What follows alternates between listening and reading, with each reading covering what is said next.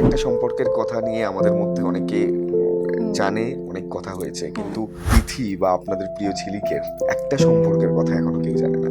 এবং সেই সম্পর্ক যে সম্পর্কের থেকে অনেক কিছু শিখেছে, প্রতিবাদ করেছে।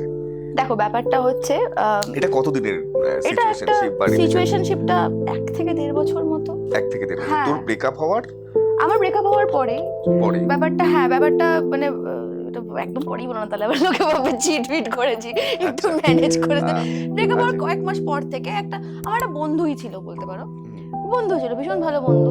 তো এটা আমি দেখেছি অনেক বন্ধুদের আমার প্রতি একটা চলে আসে, একটা অ্যাট্রাকশন কাজ করে।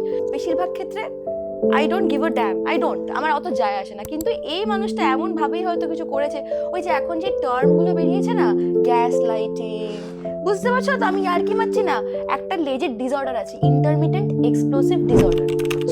প্লিজ আমি এটা তোমাদেরকে বলছি, পারলে একবার গুগল করো। এই ডিসঅর্ডার যে মানুষগুলো থাকে, সেই মানুষগুলো নিজেরাও জানে না তারা কি করছে। আমার ওই 1 বছর বা 1.5 বছরের সিচুয়েশনশিপে, যেটা আমার দিক থেকে আমি ভেবেছিলাম একটা রিলেশনশিপ, বা আমি সে প্রথমে এসে আমার পাস্ট লাইফ নিয়ে আমার মা বাবাকে প্রোটেস্ট করছে যে হ্যাঁ এই ছেলেটা এরকম। তা মানুষ, আমার বাবা মা কি ভাববে যে বাহ তার মানে তো ও ভালো ছেলে। আমি কি ভাববো, বাহ তার মানে ও আমার সাথে এরকম করবে না। আর তারপরে হয়তো সে মানে মেয়ে রিলেটেড আমি কোনো বলবো না কিছু, বাট সে ফিজিক্যালি আমাকে অ্যাবিউজ করা, মেন্টালি আমাকে অ্যাবিউজ করা, এই জিনিসগুলো আমার সাথে হয়ে প্রতিরত মানে প্রত্যেকটা সেকেন্ড মুহূর্তে হয়ে এসছে। 2 দিন হয়তো, একদিন ঠিক আছে, 2 দিন আবার সে একই রকম কাজ করছে।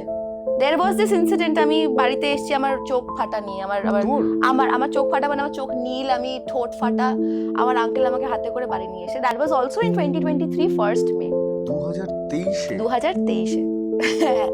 ওইটা আমার জীবনের অনেক বড় একটা শিক্ষা, ওটা আমি কখনোই ওপেন আপ করিনি।